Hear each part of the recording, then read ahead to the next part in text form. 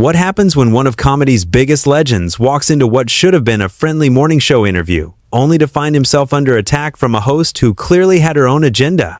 The tension was palpable from the moment Eddie Murphy stepped onto the View set, but nobody, and I mean nobody, could have predicted the explosive confrontation that was about to unfold between him and Joy Behar. This wasn't just your typical celebrity interview gone wrong. This was a masterclass in how quickly things can spiral completely out of control when respect goes out the window. Before we dive into this incredible story, make sure you hit that subscribe button and drop a comment below, because you're going to want to discuss this one with fellow viewers. Eddie Murphy had been making the rounds promoting his latest project, and The View was supposed to be just another stop on a routine press tour. He walked onto the set with his characteristic smile, greeting the panel of hosts with the kind of warmth and professionalism you'd expect from someone who's been in the entertainment industry for over 4 decades. Whoopi Goldberg, Sarah Haynes, and the other co-hosts welcomed him with genuine enthusiasm, clearly excited to have such an iconic figure on their show. "Eddie, it's so great to have you here," Whoopi said as he settled into the guest chair. "We've been looking forward to this conversation all week." "Thanks for having me. It's always a pleasure," Eddie replied, his voice carrying that familiar, easy confidence that has made him beloved by millions of fans worldwide. The interview started off smoothly enough. Eddie talked about his new project with passion and humor, regaling the hosts and audience with behind-the-scenes stories that had everyone laughing. His natural charisma was on full display as he discussed working with the cast and crew, sharing anecdotes that showcased both his comedic timing and his genuine appreciation for the collaborative nature of filmmaking. "You know, after all these years in the business, I still get excited about new projects," Eddie said, his eyes lighting up as he spoke. "There's something magical about bringing characters to life and hopefully making people laugh or think or feel something they didn't expect." Sarah Haynes nodded enthusiastically. "That passion really comes through in your work. You've managed to stay relevant across so many different generations of fans." "I think that's because comedy, real comedy, is universal," Eddie responded. "People need to laugh, especially in times like these. If I can provide a little escape or a moment of joy, then I'm doing my job right." But then, Joy Behar, who had been unusually quiet during the opening portion of the interview, suddenly leaned forward with an expression that suggested she had been waiting for her moment to pounce. "Speaking of comedy, Eddie," Joy interrupted, her tone shifting noticeably from the warm atmosphere that had been established. "Don't you think some of your earlier material might be considered problematic by today's standards?" The change in energy was immediate and unmistakable. Eddie's smile faltered slightly as he processed the unexpected turn the conversation had taken. The other hosts exchanged glances, clearly sensing that Joy was steering the interview into potentially dangerous waters. "I'm sorry, what do you mean exactly?" Eddie asked, maintaining his composure but clearly caught off guard by the aggressive shift in tone. Joy pressed on, seeming to relish the uncomfortable moment she had created. "Well, there are jokes in your old stand-up routines that some people might find offensive. Don't you think you owe your fans an apology for that kind of content?" "Joy," Whoopi interjected gently, trying to redirect the conversation back to safer ground. "Maybe we should focus on Eddie's current work." But Joy wasn't backing down. If anything, Whoopi's attempt at intervention seemed to embolden her further. "No, I think this is important to address. In this climate of accountability, shouldn't public figures take responsibility for their past mistakes?" Eddie straightened in his chair, his expression hardening as he realized this wasn't going to be the friendly promotional interview he had signed up for. "Mistakes? Hold on a minute, Joy. Let's be very clear about something here. I've been doing comedy for over 40 years, and I've always pushed boundaries. That's what comedians do. But at whose expense?" Joy shot back, her voice rising slightly. "Some of those boundaries you pushed hurt people. Comedy has always been about examining society, including its flaws and contradictions," Eddie replied, his voice remaining steady but with an underlying edge that suggested his patience was beginning to wear thin. "If we start censoring art retroactively based on evolving social standards, where does that end?" Joy leaned back in her chair with a satisfied smirk, clearly feeling like she had Eddie on the defensive. "So you're saying you have no regrets about any of your past material?" "I'm saying that I'm proud of my body of work," Eddie responded firmly. "I've grown as a person and as a performer over the decades, just like everyone else. But I'm not going to sit here and apologize for making people laugh or for being part of comedy history." The tension in the studio was becoming palpable. Audience members were shifting uncomfortably in their seats, and the other hosts were clearly struggling with how to handle the increasingly hostile dynamic that Joy had created. "That's a very convenient way to avoid accountability," Joy said with barely concealed contempt. Eddie's jaw tightened visibly. "Convenient? You think it's convenient to have someone ambush me on what was supposed to be a friendly interview to promote my work? You think it's convenient to have my entire career reduced to whatever talking points you decided to prepare before I walked in here? I'm just asking the questions that need to be asked," Joy replied defensively, though her tone suggested she was enjoying the confrontation far more than someone genuinely interested in accountability would. "No, you're not asking questions," Eddie said, his voice rising for the first time. "You're making accusations and demanding apologies for comedy that was created in a different era. Do you apply this same standard to every comedian who's ever pushed boundaries, or just the one sitting in front of you right now?" The other hosts were now visibly uncomfortable, with Sarah Haynes attempting to jump in with a peacemaking comment, but Eddie wasn't finished. "Let me ask you something, Joy," he continued, turning to face her directly. "Have you ever said anything in your career that someone might find offensive? Have you ever made a joke that might not age well? Because if we're going to play this game of retroactive judgment, I think it should apply to everyone, don't you?" Joy's face flushed red at Eddie's direct challenge, clearly not expecting him to turn the tables on her so effectively. The smugness that had been radiating from her just moments before was rapidly being replaced by defensive anger. "That's completely different," Joy stammered, obviously flustered by having her own standards applied to herself. "I've never made the kind of material that you have." "Really?" Eddie replied, raising an eyebrow with a kind of skeptical expression that made it clear he wasn't buying her deflection for a second. "So you've never made a joke about anyone's appearance, their background, their beliefs? You've never said anything that might hurt someone's feelings or make them uncomfortable?" Whoopi tried once again to intervene, sensing that the situation was rapidly spiraling beyond anyone's control. "Maybe we should take a step back here and remember that we're all on the same team." But Eddie was just getting started, and Joy's attempt to hold him to standards she clearly didn't apply to herself had obviously struck a nerve. "No, Whoopi, I think this is exactly the conversation we need to have, because what's happening right now is a perfect example of the double standards that are destroying honest dialogue in this country." "Double standards?" Joy scoffed, her voice dripping with indignation. "I think you're being a little dramatic here, Eddie." "Dramatic?" Eddie laughed, but there was no humor in it. "Joy, you literally ambushed me on live television, demanding that I apologize for my entire career, and you think I'm being dramatic for pointing out the hypocrisy?" The audience was now completely silent, riveted by the unprecedented confrontation unfolding before them. This wasn't the usual controlled chaos of daytime television. This was raw, unfiltered conflict between two strong personalities with completely different worldviews. "I wasn't ambushing you," Joy protested, though her defensive tone suggested she knew exactly what she had been doing. "I was asking legitimate questions about accountability and entertainment." "Legitimate questions?" Eddie's voice was rising again, his famous composure finally beginning to crack under the pressure of Joy's relentless attacks. "You came into this interview with a predetermined agenda to make me look bad, and now you're trying to gaslight me into thinking this is some kind of journalistic pursuit of truth?" Sarah Haynes made another attempt to restore some semblance of civility to the proceedings. "I think what we're all trying to get at here is how artists can grow and evolve while still honoring their past work."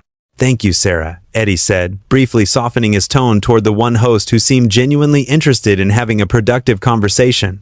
"That's exactly what real growth looks like. It's not about erasing the past or pretending it never happened. It's about learning from experience and continuing to create from a place of authenticity."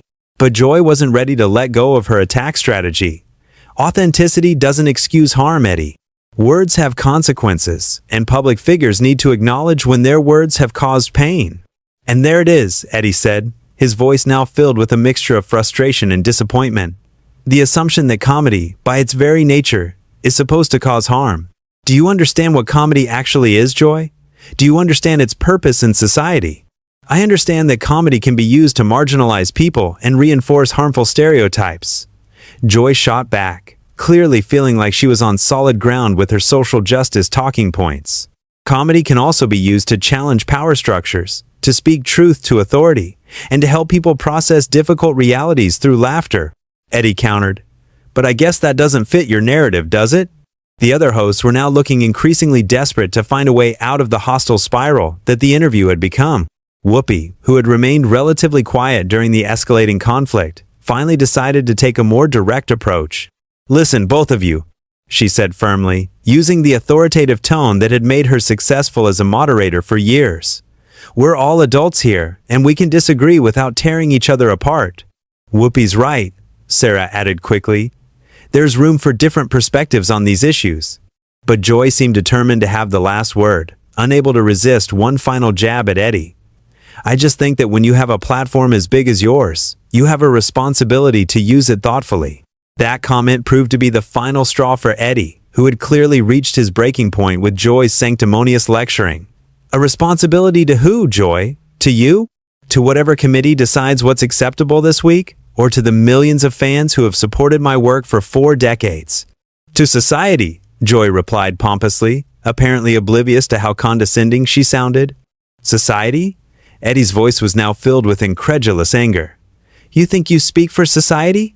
You think your personal opinion about what's appropriate somehow represents the views of hundreds of millions of people?"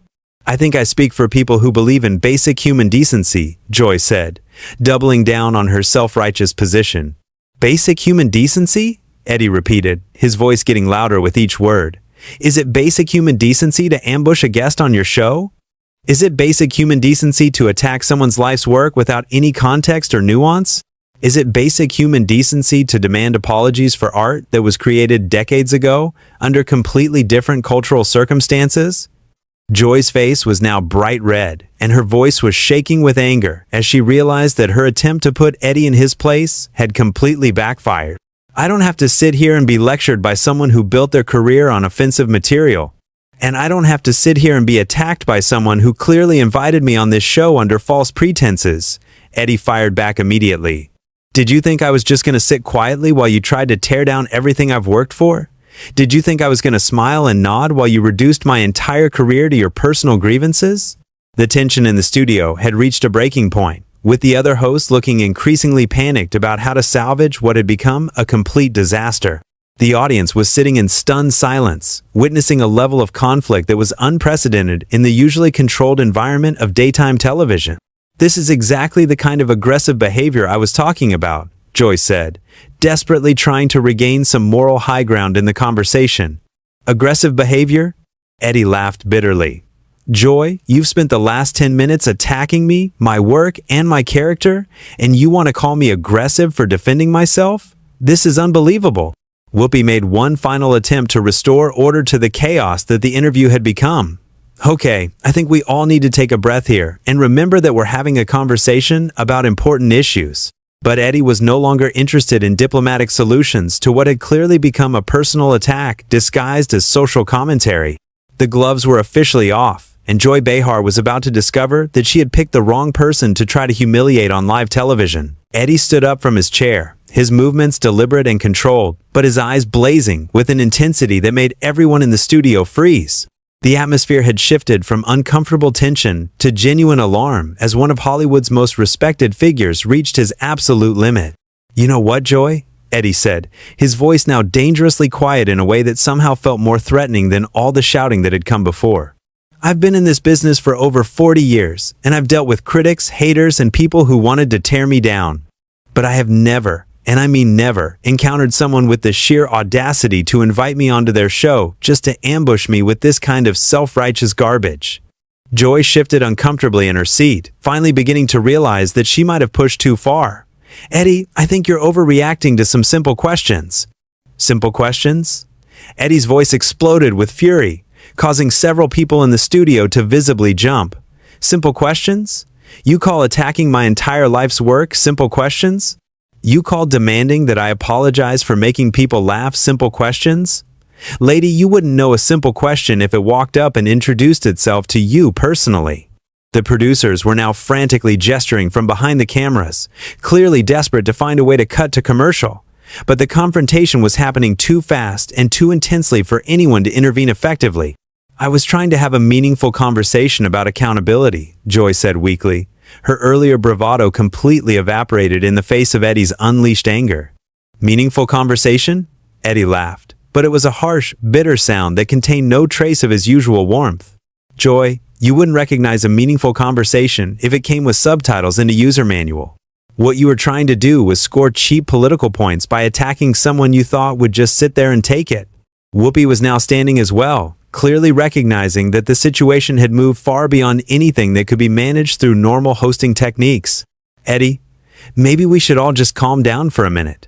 No, Whoopi, Eddie said, turning to address her directly while still maintaining his furious energy.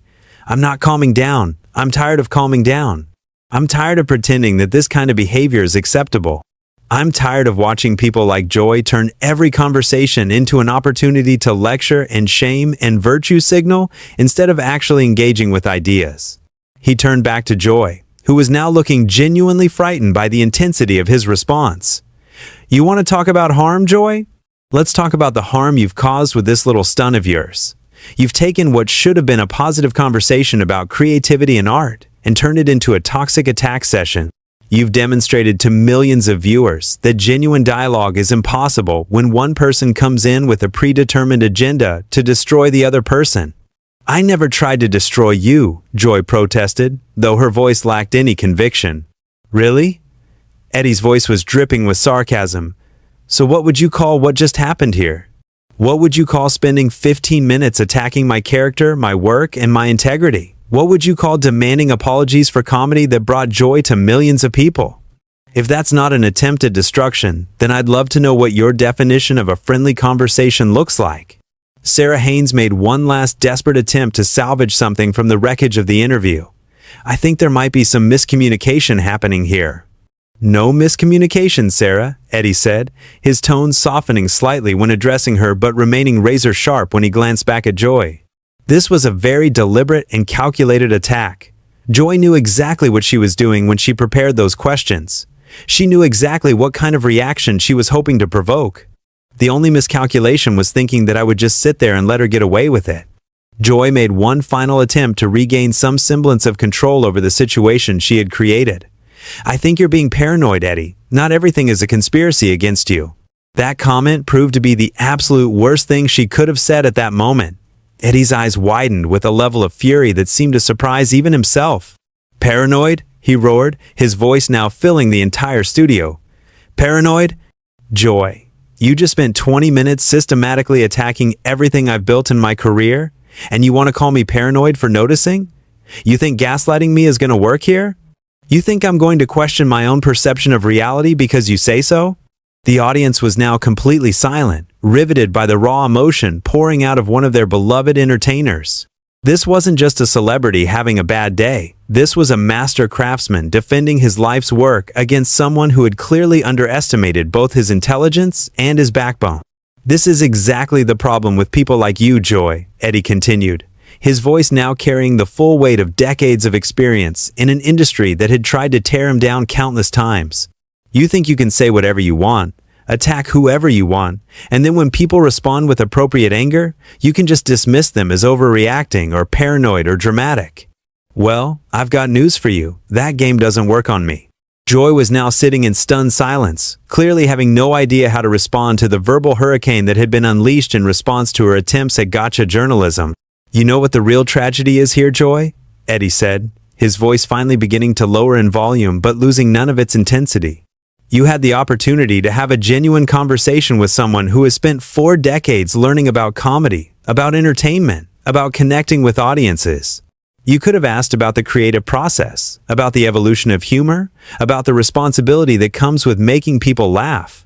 Instead, you chose to turn this into a political attack session because that's apparently the only way you know how to engage with the world. He paused for a moment, looking directly into the camera before delivering his final devastating blow. And that, more than any joke I've ever told, is truly offensive. The studio remained in absolute silence for several long seconds as the weight of Eddie's words hung in the air. Finally, Whoopi cleared her throat and attempted to restore some semblance of normalcy to the proceedings. Well, this has certainly been an intense conversation, she said, though her voice betrayed how shaken she was by what had just transpired. Eddie looked around the studio one final time, his anger finally beginning to cool, but his disappointment still clearly visible. It didn't have to be, Whoopi. It really didn't have to be. And with that, he walked off the set, leaving behind a stunned audience, a group of shell-shocked hosts, and one thoroughly humiliated Joy Behar, who had just learned the hard way that some people refuse to be victims of ambush journalism. If you enjoyed this incredible breakdown of what happens when someone tries to take down a legend and gets completely destroyed in the process, make sure you subscribe to the channel and let me know in the comments below, what do you think Joy Behar was really trying to accomplish with this attack on Eddie Murphy?